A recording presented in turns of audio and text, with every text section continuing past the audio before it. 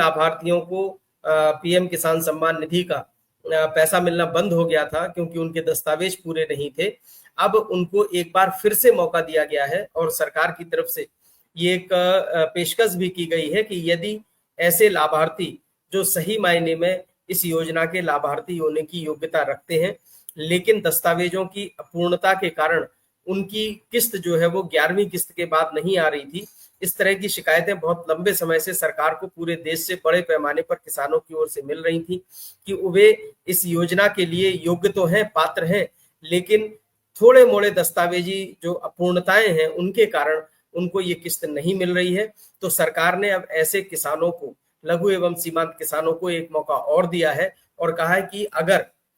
11वीं किस्त के बाद से जिन लोगों का पैसा नहीं मिला है वे अपनी पात्रता के दस्तावेजों को अपडेट कर दें, उनको पूरा कर दें, तो अब तक की जितनी भी किस्तें हैं वो पैसा उन लाभार्थियों को दिया जाएगा। यानी अगर ऐसे लाभार्थी जो कि लाखों की संख्या में है हर राज्य में, उन्होंने अगर अपने इन दस्तावेजों को पूरा कर दिया है तो उन्हें एक मुश्त 18,000 रुपए की राशि मिलेगी। यानी 11वीं किस्त से लेकर 20वीं किस्त तक जो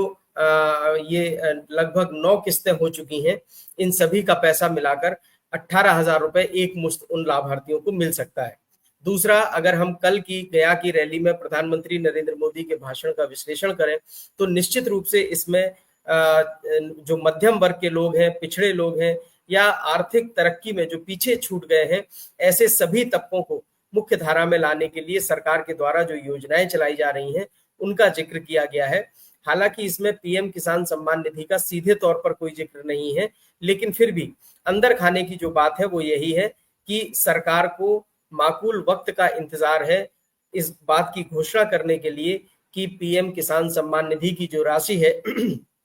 उसको कब और कितना बढ़ाया जाए। यानी बढ़ाने को लेकर फैसला सरकार के स्तर पर लगभग जो है वो सैद्धांतिक सहमति बन चुकी है। इसकी घोषणा तब की जाएगी जबकि सरकार को ये लगेगा कि विपक्ष के द्वारा उसकी कैंपेन को पूरी ऊंचाई तक ले जाया जा चुका है और उसको एक तरह से प्रभावहीन बनाने के लिए ही सरकार उस समय का इंतजार कर रही है जब इस तरह की घोषणाएं कर दी जाए और इस तरह जो कैंपेन विपक्ष द्वारा चलाई जा रही है उसकी हवा निकाल दी जाए। तो ऐसे में ऐसा माना जा रहा है कि पीएम किसान सम्मान निधि की जो स्कीम है उसकी राशि में इजाफा करने के लिए सरकार को न तो इस दिशा में चुनाव आयोग के द्वारा जो आदर्श चुनाव आचार संहिता लगाई जाती है वो कोई बाधा बनेगी और सरकार कभी भी इसकी घोषणा कर सकती है क्योंकि ये एक ऑनगोइंग स्कीम है और इस स्कीम के तहत जो राशि बढ़ाने का एक प्रस्ताव है, एक मसौदा है, वो पहले से ही विचाराधीन है और सरकार इसकी घोषणा कभी भी कर सकती है। लेकिन फिर भी कोशिश ये होगी कि जब चुनाव की तारीखों की घोषणा की जाए उसके ठीक पहले इसकी जो है वो ये जो सौगात है ये किसानों को दे दी जाएगी। राशि कितनी बढ़ेगी? अभी फिलहाल 12,000 रुपए यानी दोगुना करने का ही जो है वो अंदेशा ज्यादा लग रहा है क्योंकि जहां जहां जिस स्तर पर बातचीत करके जो कुछ भी जो सरकार के द्वारा जो उपाय किए जा रहे हैं उनका अगर आप इनपुट लेने की कोशिश करेंगे तो 12,000 का फिगर सबसे ज्यादा जो है वो आशंकाओं के घेरे में रहता है और ऐसे में ये कहा जा सकता है कि सरकार की तरफ से कम इस राशि को दोगुना करने की सौगात दी जा सकती है। वहीं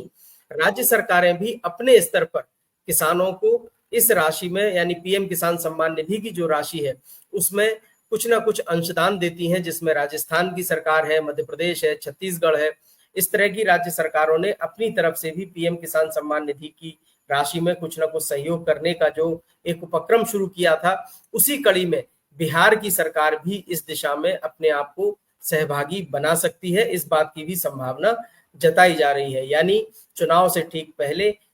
मुख्यमंत्री नीतीश कुमार जो बिहार के हैं वो भी बिहार सरकार की तरफ से कुछ ना कुछ 1,500 रुपए की राशि जो है वो बिहार के किसानों के लिए देने की घोषणा कर सकते हैं। तो ये बिहार के किसानों के लिए एक बड़ा जो है वो अपडेट होगा, किसानों के लिए सौगात होगी और उन किसानों के लिए जो कि बिहार में सबसे ज्यादा है, लघु एवं सीमांत किसान जो बिहार में यहाँ तक कि भूमिहीन किसानों की भी संख्या बहुत ज्यादा है, तो उन सभी के लिए ये एक बड़ी सौगात बन सकती है। पीएम किसान सम्मान निधि बिहार में गेम चेंजर साबित हो सकती है। इसको लेकर सरकार की तरफ से, सत्तारूढ़ दलों की तरफ से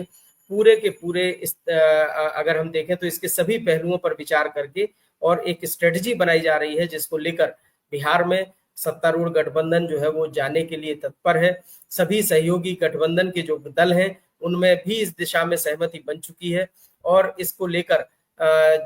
जो दलित वर्ग से आने वाले जो राजनीतिक दल हैं, जिसमें जीतन राम मांझी, चिराग पासवान और पिछड़े वर्ग से आने वाले जो है वो उपेंद्र कुशवाहा, इस तरह के तमाम जो छोटे छोटे दल बिहार में हैं उनको भी साधने की कोशिश करते हुए बीजेपी और दूसरे बड़े घटक दलों ने